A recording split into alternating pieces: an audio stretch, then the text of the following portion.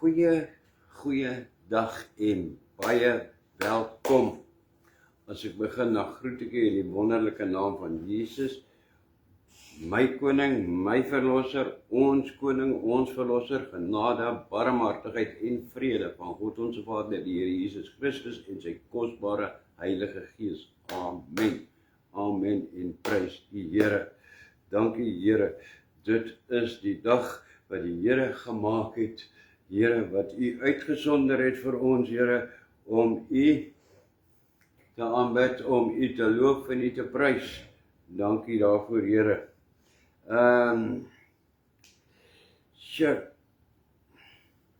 In ons voorafgedeelte, wat nie gebeeldsend word nie, het die Here met ons gepraat en vir ons 'n skrif gegee van versekering, van ons hoef nie te vrees nie. In hierdie week, daar ons weet, Here, daar is baie gerugte en berigte oor dinge wat in hierdie week beplan word, Here, teen ons, u kinders, en u het vir ons 'n skrif gegee wat ek graag met u wil deel vanoggend.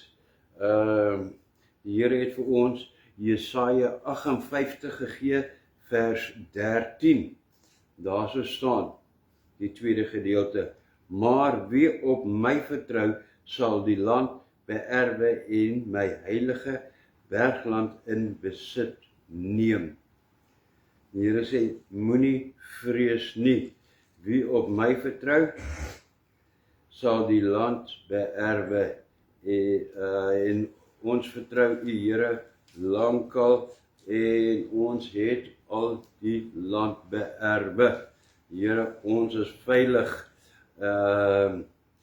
Ons sal die heilige bergland in besit neem. Dankie Here. Want kyk, Jesaja 59 vers 1, kyk, die hand van die Here is nie te kort om te help nie, en sy oor is nie te swaar om te hoor nie. Dankie Here, u hand is nie te kort om te help nie, soos wat u ons elke dag help, Here, u kom bevestig dit net weer in hierdie week, Here, u hand is nie te kort om ons te help nie, u kinders te help nie, en u oor is nie te swaar om ons gebede te hoor nie. Prys u heilige naam. Dankie Here. Dankie.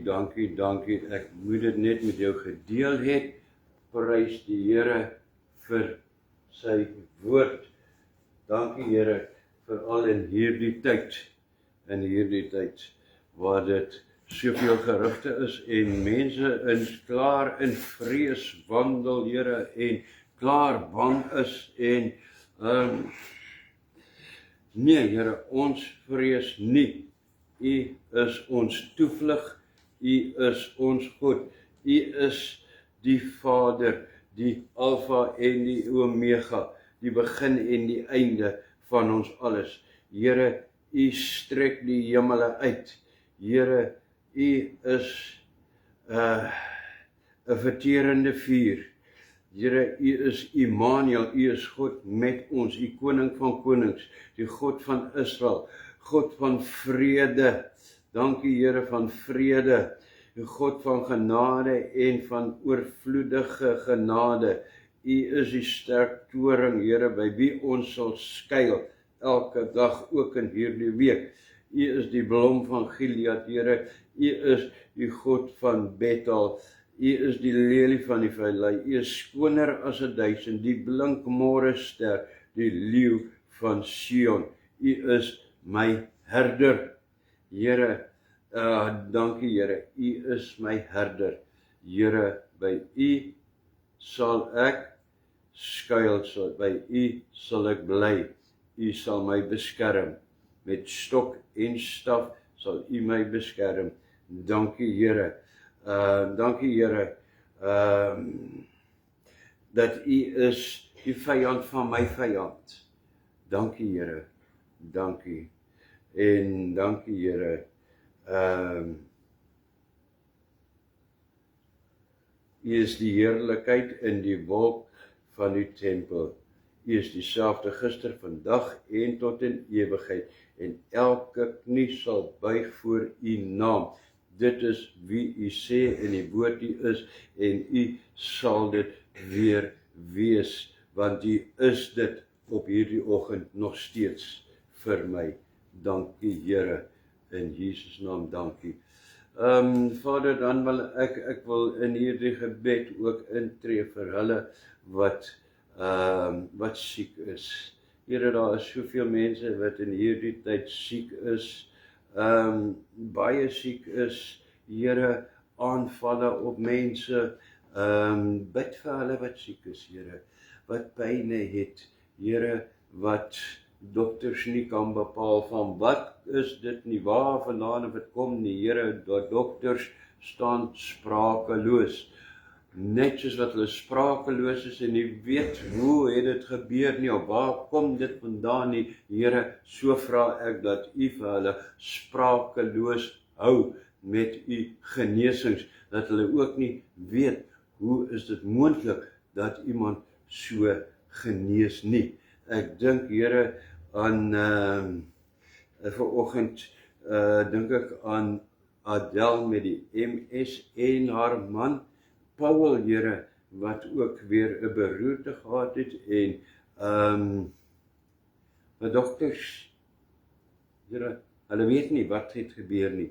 Here, dankie dat u hom weer herstel het, u hom al reeds op die been het, Here, dat hy al reeds sterk vorentoe beweeg. Dankie Here, hou hom in u hand, bewaar hom daarso. Here, ek dit vir my eie vrou Ansa, Here, met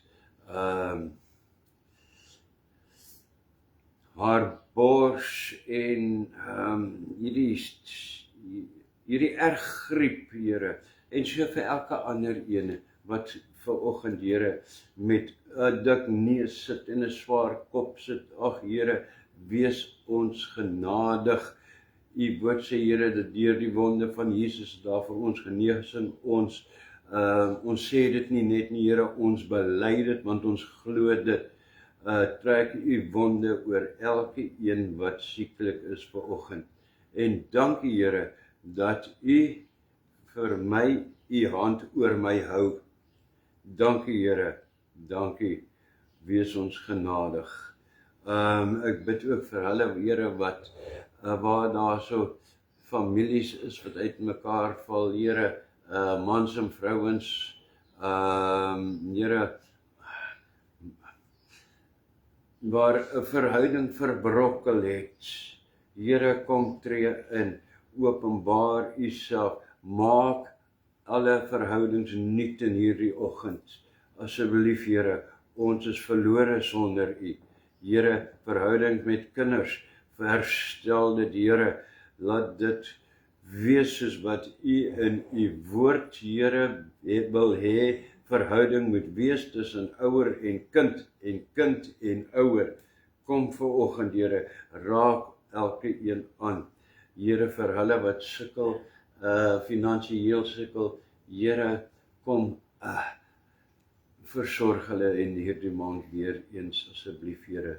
En terwyl ons daarby dit is, Here, want hulle wat so getrou is aan hulle tiendes en offers aan u, nie aan 'n mens of aan 'n kerk nie, Here, dankie dat ons net die ontvanger is, die deurgang is, Here, na u seun toe. Ek dink veral in hierdie maand weer, Here, wat ek onthou die name van die vriend in Christus, Janiel Wit, Clint en Elsbie Groenewald, weer Gansbaai, Here, elke maand is daar so iemand met die naam van Gansbaai, u weet wie elkeen is, Zen Marie, Wayne en Michelle, Here, hulle wat vir maande en maande nou al so getrou is aan u. Seën hulle, Here, seën hulle. en seën hulle met al u rykdomme wat u in Christus vir hulle het, en spreek met ons vanoggend in Jesus naam. Here, hier is ek is net die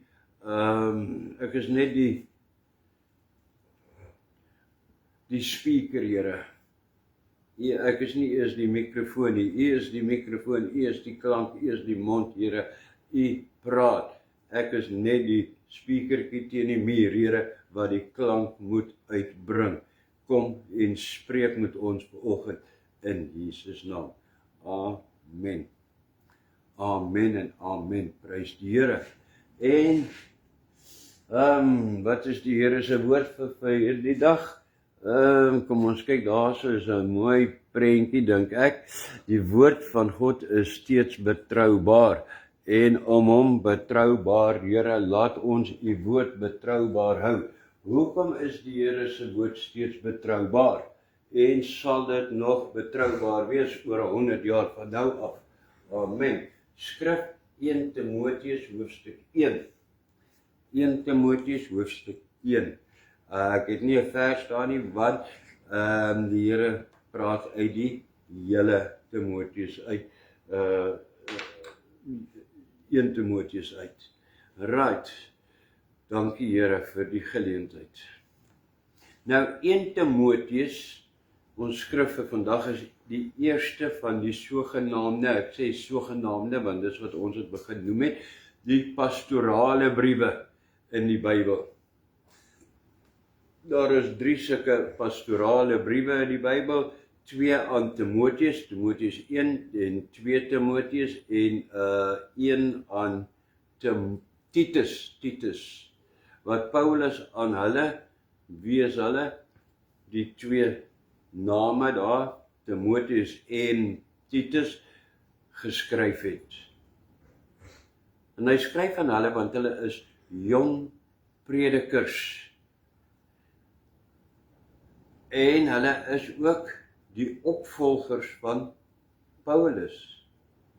En Paulus is nie by hulle nie, maar hy skryf vir hulle. In hierdie briewe onderrig Paulus hulle. Hy rus hulle toe. Baie belangrik.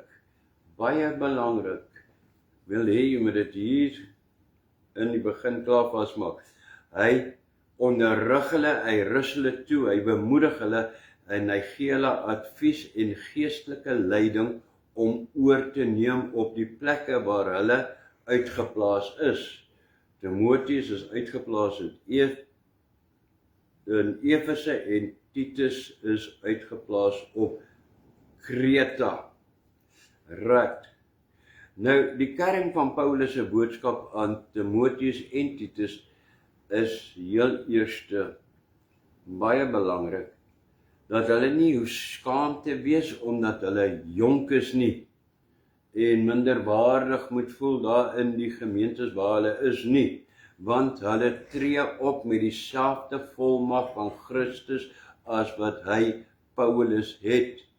Amen. Baie belangrike punt. Het jy al ooit so daaraan gedink? Dit al ooit verklaar, gesê, gebelei, Here, dankie, Here, nee, ons voel altyd minderwaardig, ons weet nie of ons die woord kan be, of ons dit kan sê nie. Nee, Here, ek kan vanoggend dit sê.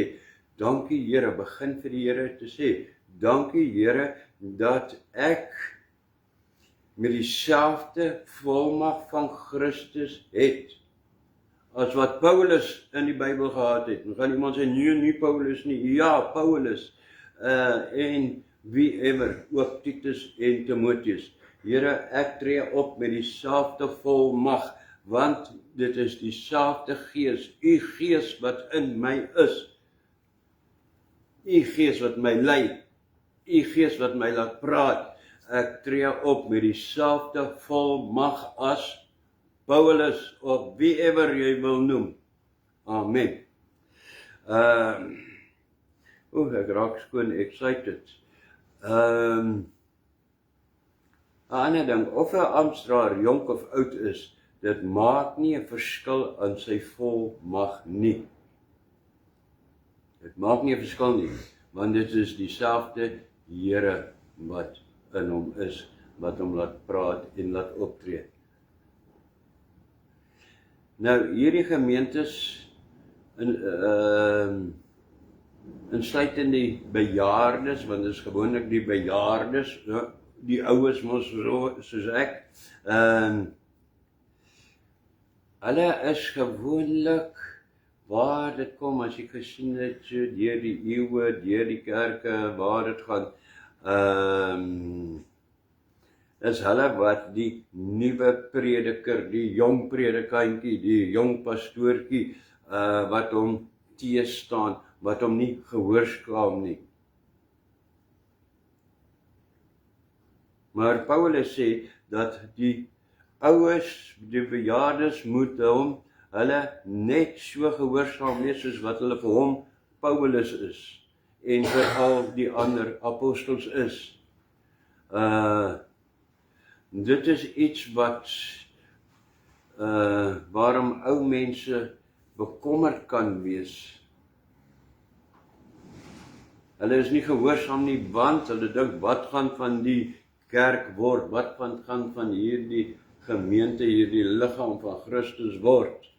Sal die jong mense dit kan handhaaf? Want die jong mense doen mos altyd iets anderster op ander maniere as wat ons oues gewoond is. Die jonges word mos groot in 'n ander tyd. Nou hulle kan in watter tyd ook al groot word, of dit maak nie saak nie. In die Here en in Christus Jesus, in sy gees, gevul met die gees, maak dit geen verskil nie. Die boodskap gaan presies dieselfde wees, want die boodskap verander nie. Nie oor 2000 jaar nog nie verander nie. Amen.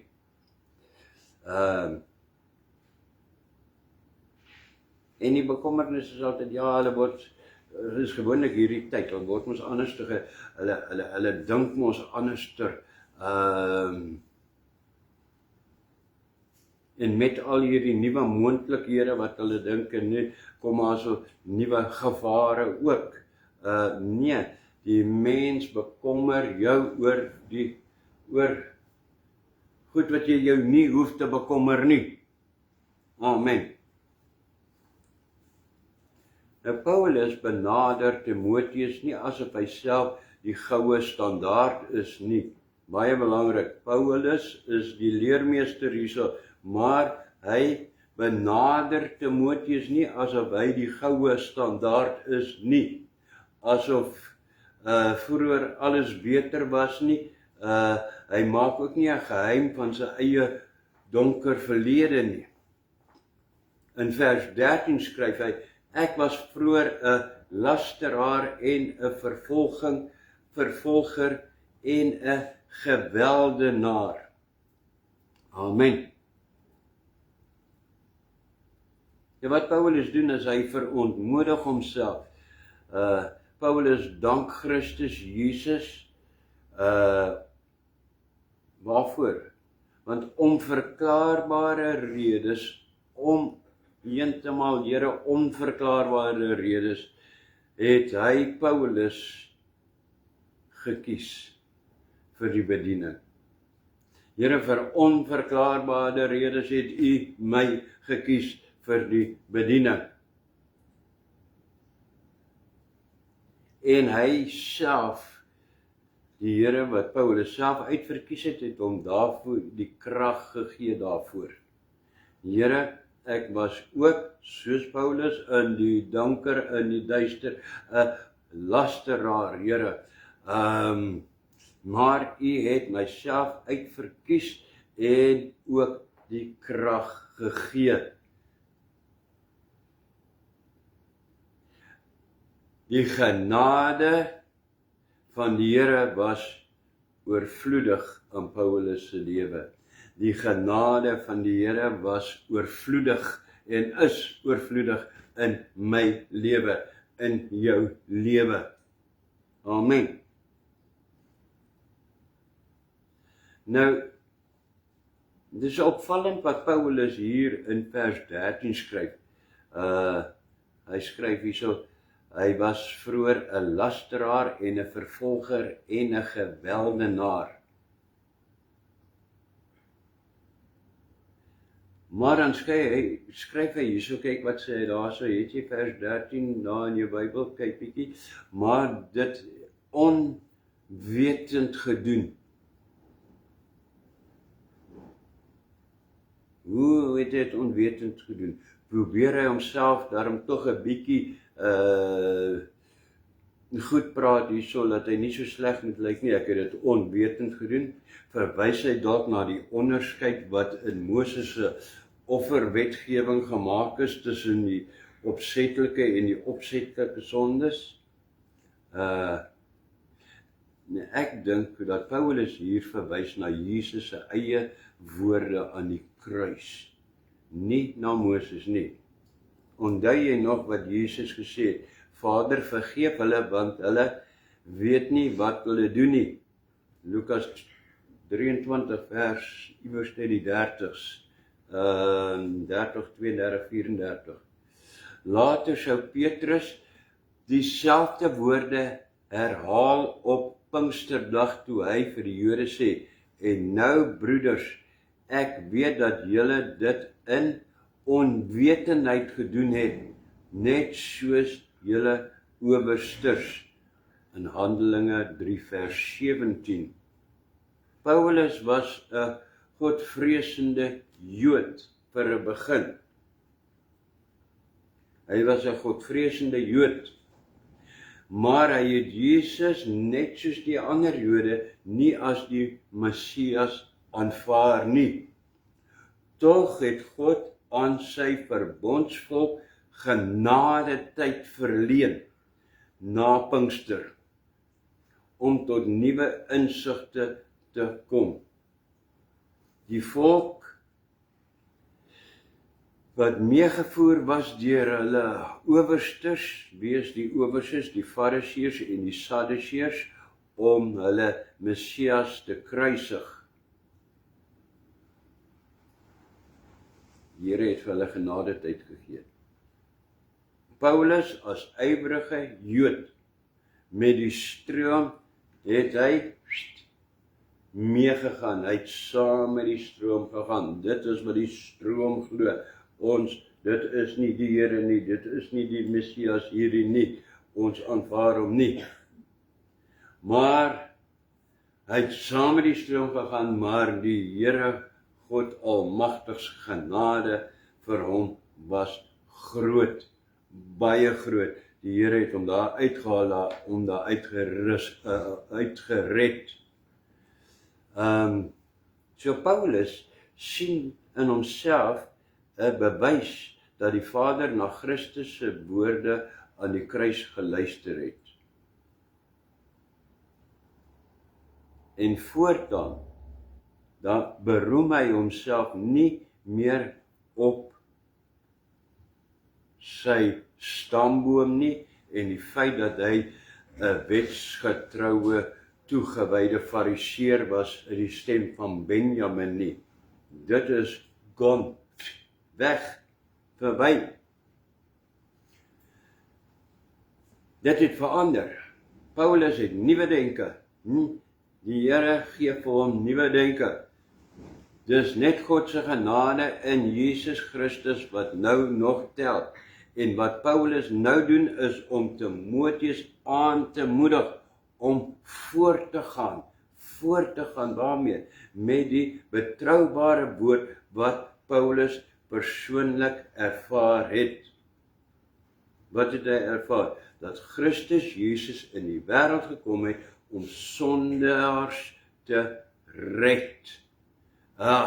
Van wie hy self, hy erken, hy die vernaamste of die grootste sondaar was. Christus was met hom lankmoedig. Wat is lankmoedig? Is so lank. Nee, geduldig. Christus was met hom geduldig in vers 16 en dit het vrugte opgelewer, want nou mag Paulus selfs 'n voorbeeld wees vir ander. Wow. Net so is bejaardes en ouers onder ons ook voorbeelde. Voorbeelde in die sin dat hulle lewens daarvan getuig dat Jesus baie geduld met hulle betoon het, dat hy nie te gou opgegee het met hulle nie, en dat dit vrug opgelewer het. Ja, wat 'n vrug? Die vrug, die werk van die Heilige Gees. Here, laat ons ook nie die oues, die bejaardes of hulle wat hulle pad loop met U, Here, miskien nie in ouderdom 'n bejaarde nie, maar in die gees gered deur U 'n bejaarde al, want ons sal 'n pad loop met U, Here. Ons is bewys dat U nie opgegee het met ons nie, dat U ons genadig was. Dankie Here, halleluja, amen, prys U naam. Maar wat hier gebeur in hierdie stukkie, Paulus se dae gaan tot 'n einde kom. Hy is in die herfs van sy lewe, en hy erken dat hy nie altyd vir die liggaam van die kerk sal kan sorg nie. Hy is nie onmisbaar nie, hy besef dit, en so is nie een van ons is onmisbaar nie. Die Here se woord sal môre aangaan, sonder, met of sonder my, met of sonder jou. Daarom is dit so belangrik dat dit wat ons oorgee, oorhandig, gees en waarheid is en in die waarheid bly, en daarom ons altyd moet waak en op die uitkyk moet wees en ons ore moet oophou en Here, dat U ons moet lei om teen vals leringe te kan staande bied. Amen. Wow. Paulus skryf aan Timoteus, hierdie boodskap vertrou ek aan jou toe, my kind Timoteus. Ooreenkomstig die profeseë wat vroeër aangaande jou uitgespreek is, sodat jy daardeur die goeie stryd kan stry en aan die geloof en 'n goeie gewete vashou. Amen. Nou, hierdie lyn van opvolging het in die Nuwe Testament begin. Hierdie aangee, oorgee, opvolg. En dit het in die Nuwe Testament begin en 2000 jaar later het dit nog nooit opgehou nie. Prys die Here. Daarom is die Here se woord na al die tyd nog steeds betroubaar. Want dit wat oorgegee was, was die waarheid wat oorgegee was, geïnspireer deur die Gees van God, is aangegee na die volgende toe. Wow. En kom ons gebruik net die voorbeeld gou. Kom ons neem vir 'n oomblik aan dat die gemiddelde prediker, pastoor, vir 35 jaar diensbaar is. Ek dink 35 jaar is 'n goeie jaartal om te gebruik. Vir 35 jaar diensbaar is, dan is daar 3 predikers per eeu, per 100 jaar nodig. Maal dit met 20 eeue, dan kom jy by 60 predikers uit. Wow. Maar dit is heel wat meer. Daar was nie net 60 predikers van hierdie tyd, hierso van Paulus se tyd af tot nou toe, in hierdie 2000 jaar, was daar definitief nie net 60 predikers nie. Daar was honderde, daar was duisende. En baie van hulle kon nie 35 jaar dien nie, so daar het ander in hulle plek gekom, en dan dink ons nie eers aan hulle wat in die sendingveld uitgegaan het, en so, daar is baie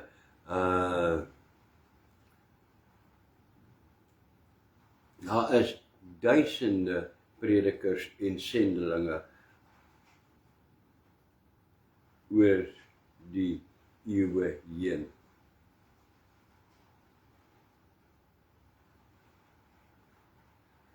En as jy so daaraan dink, dan is dit 'n wonder dat dieselfde evangelie vandag nog verkondig word, dieselfde betroubare woord as 2000 jaar gelede.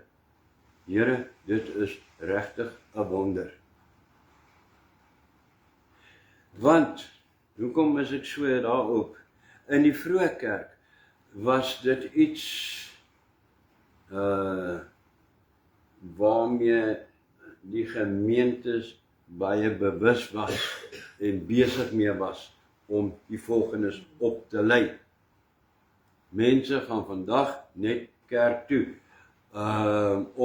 ek was in die kerk, maar hulle word nie opgelei nie.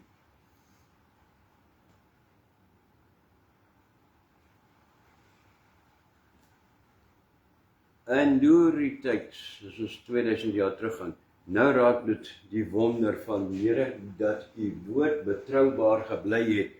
Dink net hier aan. Deur terug, ons gaan 2000 jaar terug, het elke gelowige nie soos vandag 'n Bybel gehad nie. Boeke was in die eerste plek peperduur gewees. En boonop kon die meeste mense in daardie tyd nie lees nie. Dikwels het 'n gemeente, 'n hele gemeente het net een Bybel gehad.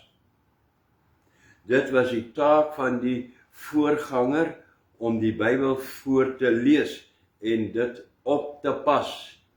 En as dit dan verslete geraak het, te sorg dat dit betroubaar oorgeskryf is deur iemand. Wow.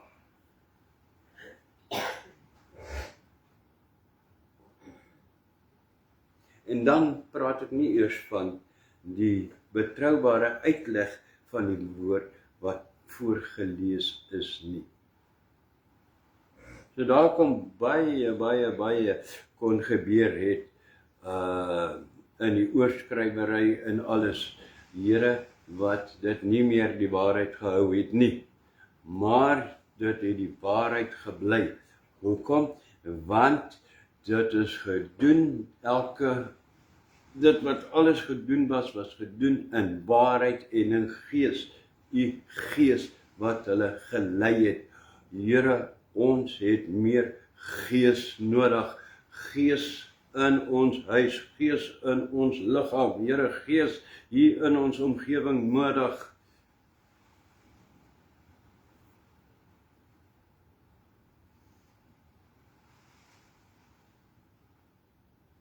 En dit was belangrik hierdie oorgee. So skryf, wat is sy naam? Irenaeus, dat hy 'n leerling van Polycarpus was. Irenaeus en Polycarpus. Wie was Polycarpus? Hy was weer op sy beurt 'n leerling van die apostel Johannes.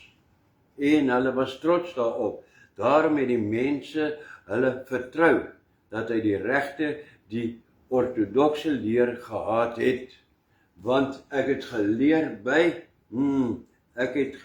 by Polycarpus, het Irenaeus gesê. En almal het geweet, Polycarpus was 'n leerling van Johannes. So, ja, hy het by die regte mense geleer. hy het die waarheid geleer. Daarom het hulle vertrou. Dat hy die regte woord gehad het. Wow.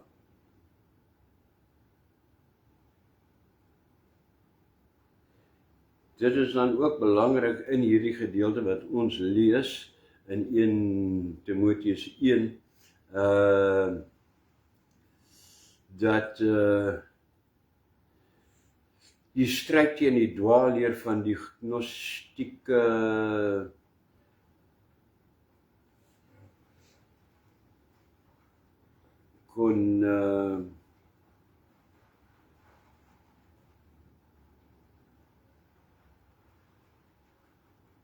wat wil ek nou gesê het? Ag Here in Jesus naam, help my.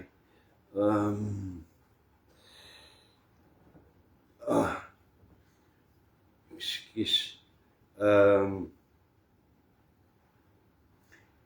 Ek het regtig na my laaste beroerte het ek ietwat van 'n probleem van my kort geheue. Ek vergeet wat ek wou gesê het nou net en dan kan ek nie onthou wat ek wou gesê het nie.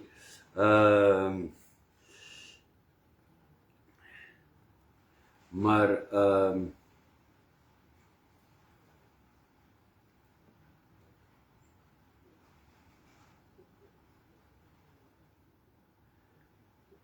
daarom kon in hierdie tye kon hierdie mense getuig dat hierdie leer wat hierdie mense verkondig is nie ooreenstemmend met die leer van Christus nie.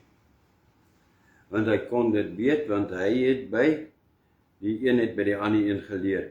Want Irenaeus het by Polycarpus geleer en Polycarpus het geleer van Johannes wat die regte leerlinge was. Daarom jy moet so in die waarheid bly van wat sê die Here in die oorspronklike teks, dat hulle wat by jou leer, dit kan weet dat dit is die oorspronklike waarheid teks hierdie wat hy verkondig, sodat hulle nie dit kan, en almal moet dit weet, sodat hulle wat dit oordra, ook sal weet, ja, dit is, want hy het geleer by hom. Die Here het hom toegerus, en dit het oorgegaan na jou toe, en wow, nou kom het oor na ons toe, ons vertrou, goeie Afrikaans woord, ons trust hierdie woord, dit is nie vals nie.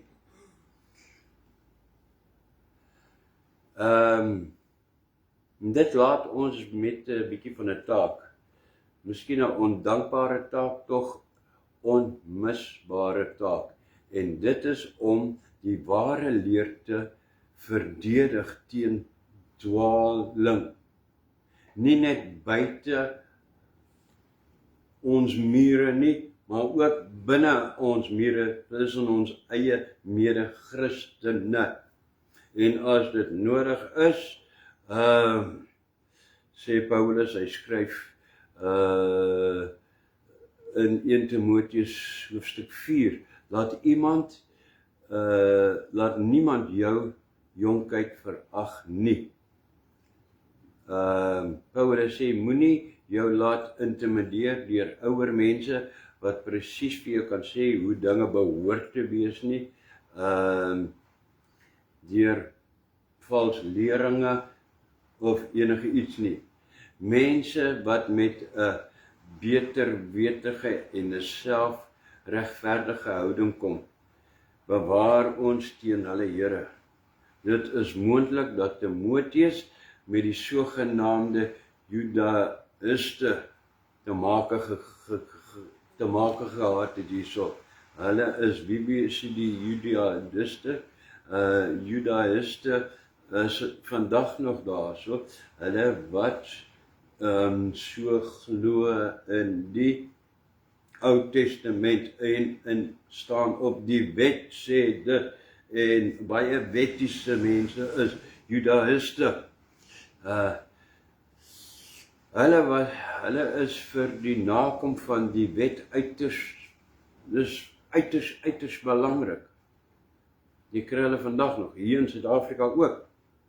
Maar nie net die 10 gebooie nie, nee, hulle gaan nog verder. Ook die wet op die besnydenis, ook al die sabbatsweste, al die dinge in die boeke van Moses, wat vir die Jode van die heidene nasies onderskei het, en hulle onderskei hulle self ook so van die ander Christene of die heidene. Ons kry dit vandag nog. Nou wat Paulus hierso doen, en terwyl ek nou by hierdie punt is nie ek nie en ook nie Paulus skryf die wet af nie.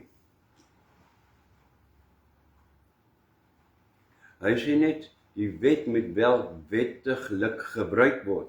Nou wat is dit? Wat beteken dit? Dit beteken om die wet op die regte manier te gebruik. Hoe is dit? Verse 3 tot 11 gaan oor die vraag hoe die wet deur gelowiges reg gebruik moet word.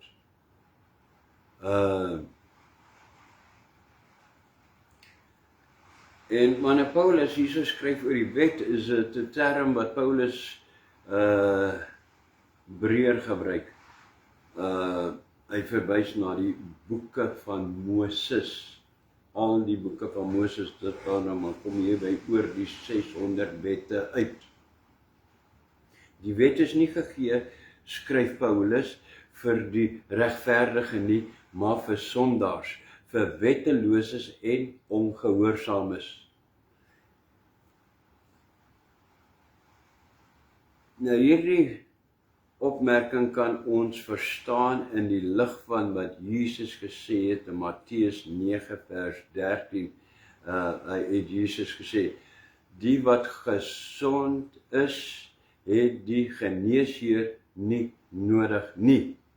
Hy het nie gekom om regverdiges te roep nie, maar sondaars tot bekering.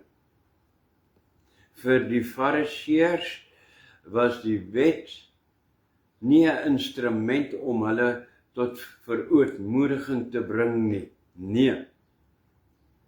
Hulle het hulle self reeds as regverdig beskou. Hulle het die wet gebruik waarvoor om hulle self op die bors te kan klop. Kyk, ons is besny. Ons kom die sabbatswette en die voedselwette na. Ons lewe reg. Ons is nie heidene en tollenaars en sondaars nie. Ons kom dit na. Verkeerde manier om dit te gebruik, die wet. So het die fariseërs die wet nie op die regte manier gebruik nie. Heeltemal die verkeerde manier. Want God het sy wet nie gegee om sy kinders te laat beter voel nie. Die Here het die wet gegee as 'n spieël.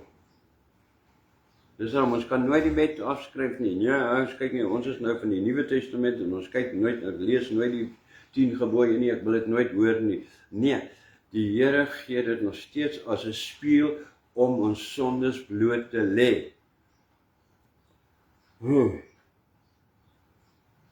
Die Here gee die wet sodat ons kan verootmoedig om ons aan te kla, om ons desperaat te maak sodat ons op soek kan gaan na iemand wat ons kan verlos. En die Here het dit gedoen met die wet, met my in sy genade, met jou in sy genade, dat ons sal erken dat ons in onsself onheilig is.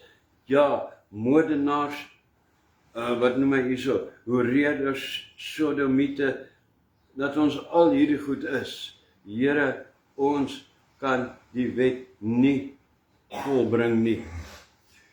Ons kan net deur redding, deur u bloed, Here, kan ons dit volbring. Amen.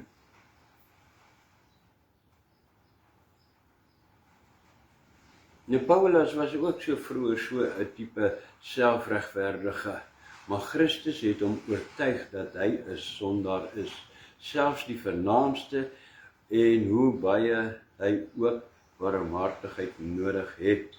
Die Here het dit vir hom gewys.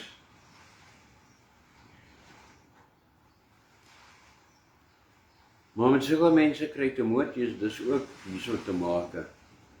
En sommer by die intrapslag van sy brief skryf Paulus aan hom: jy moet sekere persone in Efese beveel om nie 'n ander leer te leer nie. Dit is hoekom hy in Efese agtergebly het. Hy moes die gemeente beskerm teen die invloed van die dwaalleraars wat in hulle midde is. En al is Timoteus baie jong, hy het die bevoegdheid om hierdie mense selfs te beveel, want sy bevoegdheid is in Christus wat hom uitgekies het vir hierdie roeping. Nou Paulus praat streng met Timoteus in hierdie brief. Meer as een keer in hierdie brief praat hy met hom streng, reguit maar streng. Hy sê vir hom goed soos, jy moenie daarvoor terugdeins nie, al is jy jonk, jy moet hulle beveel. En hulle moet ophou met hulle twisvrae, hulle hardlowery. Paulus gebruik die term fabels en geslagsregisters hierso. Wat bedoel hy daarmee? Dit wil ek so uitdruk vir jou. Daar was onder die Jode tradisies wat baie aandag geskenk het aan die geslagregister, aan hulle stamboom. Ek kom van hierdie stam af en hierdie en hierdie. Ook het daar allerhande verhale ontstaan rondom hierdie historiese persone uit die Pentateug uit, en dit was alles fabels, stories. Kortom, die boeke van Moses is ywerig gebruik, maar nie vir dit waarmee hulle bedoel was nie. Ook vandag kan ons die Bybel en die stamboom gebruik om onsself beter voor te stel as ander, maar dis nie waarvoor die skrif gegee is nie. Elke mens is sondaar en lê onder God se oordeel. Dit is dit. Die wet is bedoel om elke mens tot skuldbesef en verootmoediging te bring. Paulus as apostel noem homself die grootste sondaar. Nou hierin mag ons as amptdraers, jy is 'n amptdraer, as ek is gered in die Here, ek is die kind, ek is 'n draer van u woord. As ons sy voorbeeld volg, deur langs sondaars te gaan staan en nie bo oop hulle nie. Ek en jy, Here, ons volg u voorbeeld deur langs sondaars te staan en nie bo op hulle nie. Met die voorbeeld wat Paulus noem in vers 9 tot 10 gaan hy basies deur al die gebooie van die 10 gebooie. Hy noem daar so, ek sal vandag daardeur gaan, hy praat van goddelose, dit verwys na die eerste gebod. Ekskuus. Goddeloses, daar so verwys na die eerste gebod, hulle wat sonder die ware God lewe en ander gode dien. Dan praat hy daar van sondaars word genoem. Dit verwys na hulle wat beelde aanbid. Ook verkeerde denkbeelde. Dan praat hy daar van onheiliges. Dit verwys na hulle wat God se naam misbruik. Ongewydes, dit verwys na hulle wat die Sabbatdag nie aan God toewy nie, maar soos die wêreld dit deurbring. Praat hy daar van vadermoordenaars en moedermoordenaars. Hulle wat hulle vader en moeder mishandel. Dit verwys uiteraard dan na die 5de gebod, eer jou vader en jou moeder. Vader en moeder moordenaars. Hulle wat hulle nie eer nie. Dan word moordenaars gebruik daarso, verwys na die 6de gebod, hoereerders en sodomiete, dit verwys na die 7de gebod, dan mense diewe, mensehandelaars, dit verwys na die 8ste gebod, leenaars verwys na die 9de gebod, en wat daar anders met die gesonde leer in stryd is, skryf hy. Dit wil basies sê, ensovoorts, enige iets anders wat sondig is wat jy begeer. So, sien jy, hy noem die hele wet daarso hier in Timoteus, in die Nuwe Testament. Dit is die doel van die wet, om sondaars tot skuldbesef te bring. En dan is die kern van elke gebod, om die wat Paulus in vers 5 skryf, die doel van die gebod is liefde uit 'n rein hart. Dat ons God liefhet bo alles en ons naaste soos ons self. Amen.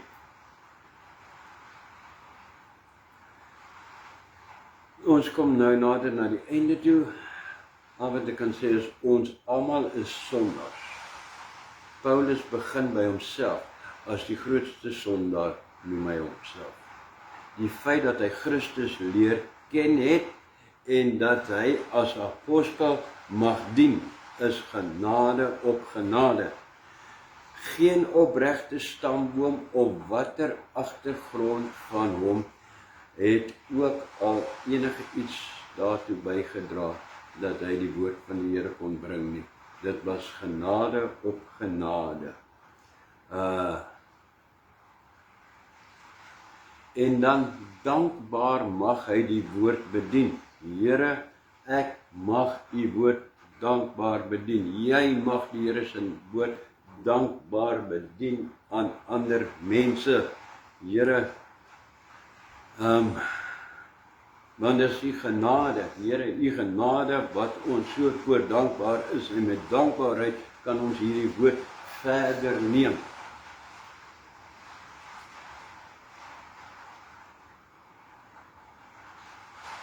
Dit is die betroubare woord wat sal voortgaan deur die geslagte. Die watter woord is dit? Christus Jesus het in die wêreld gekom om sondaars te red. Dit moet Timoteus preek, dit is wat ek moet preek en dit is wat jy moet preek. Christus Jesus het in die wêreld gekom om sondaars te red. Ons mag dit preek, ons mag daaruit lewe, en ons mag dit aan sondaars voorhou. Here, dit is u betroubare woord. U het gekom om sondaars te red. Dit is die betroubare woord van God. En dit is die woord wat na 2000 jaar nog betroubaar is en nog steeds staan. Christus Jesus het gekom om sondaars te red. Here, dankie. Dankie, dankie, dankie. Laat ons niks omtrent die redding deur die bloed verdraai nie, of iets bysit of aansit of enige iets nie. Laat dit die betroubare woord bly tot in ewigheid. Asseblief Here, in Jesus naam. Dankie vir u betroubare woord.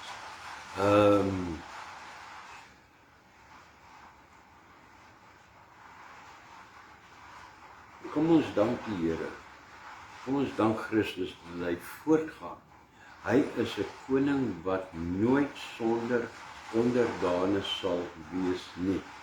Die jare stap aan. Die een eeu maak plek vir die volgende eeu. Die aarde bly nie dieselfde nie.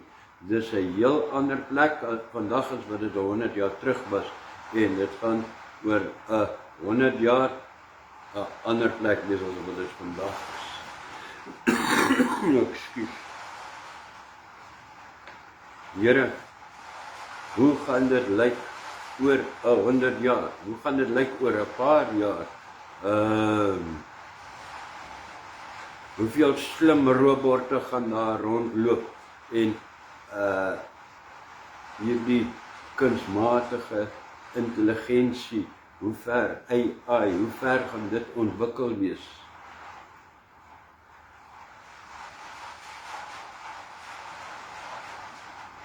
En dan is daar nog dwalinge van binne en buite u liggaam. Bewaar ons daarteen, Here. Bewaar ons met die betroubare woord. Christus Jesus het gekom om sondaars te red deur sy bloed in oorgawe met weergeboorte. Dit is die woord, dit is waar die woord begin. Dit is waarin ons geloof staan en waarin ons geloof begin. U het dit al vir 20 jaar gesorg, Here, dat dit nie 20 jaar nie, 20 eeue gesorg dat dit oorgedra word, Here. Laat dit verder oorgedra word in Jesus naam. En gee vir ons, Here, die vertroue, die vrymoedigheid om hierdie evangelieboodskap aan ons kinders toe te vertrou, sodat hulle kan aangaan om die goeie stryd te stry.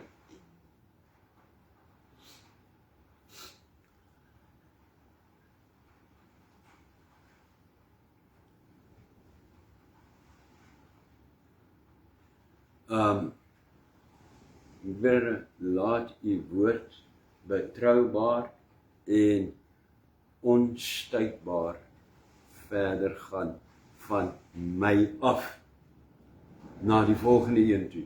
Dit is jou gebed vanoggend, dit is my gebed. Kom ons vra die Here dit. Kom ons bid. Ek sal bid in kort sinnetjies wat jy kan volg. My hemelse Vader, ek bid tot u in die naam van Jesus vir u geesgevulde woord om my in waarheid en in gees te lei en te onderrig, sodat ek in staat kan wees om u en die waarheid oor te dra na die volgende persoon en generasie.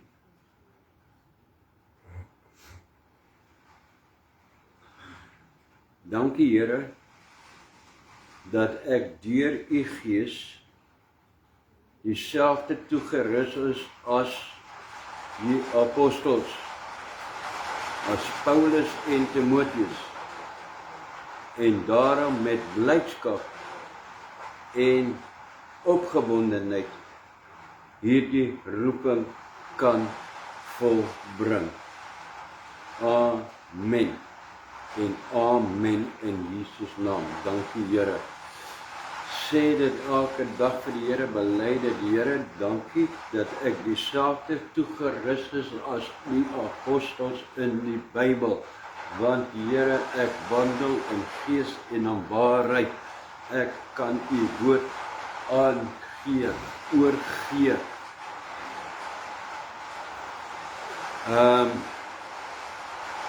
Het jy iemand by wie jy in gedagte, aan wie jy die aflosstok kan aangee, die aflosstokkie van die waarheid, van die evangelie?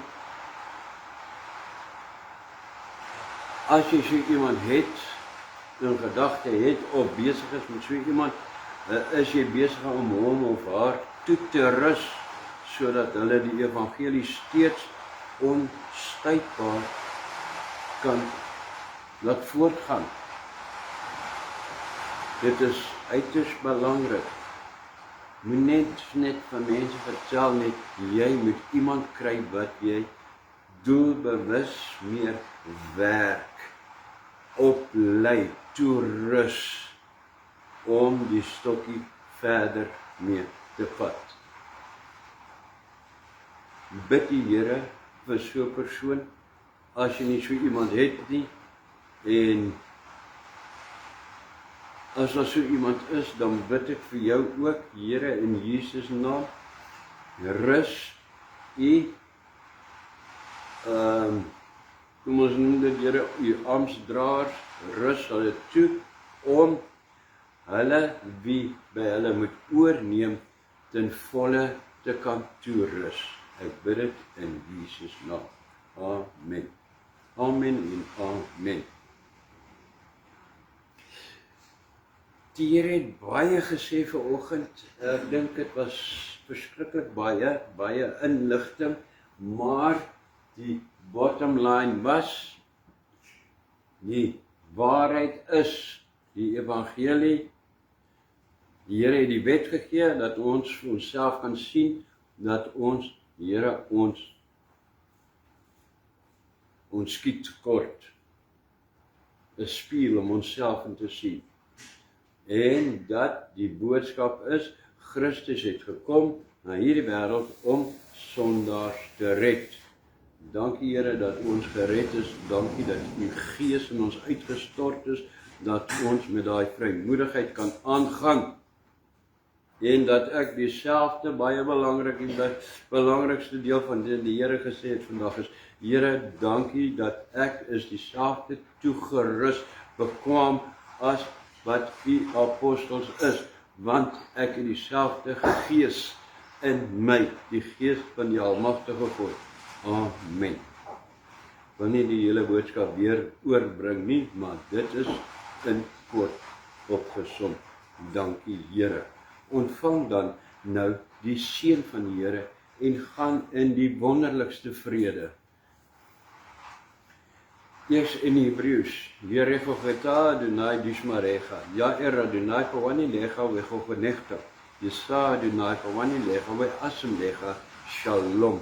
Die Here is jou seën en jou bloed, die Here sal sy aangesig na jou toe draai, jou genadig wees, jou vat, jou opweet tot in sy hand en aan jou vrede gee. Amen. Tot volgende keer. Gee die stokkie aan van die waarheid. Rus hulle toe, wie by jou moet oorneem. Tot volgende keer.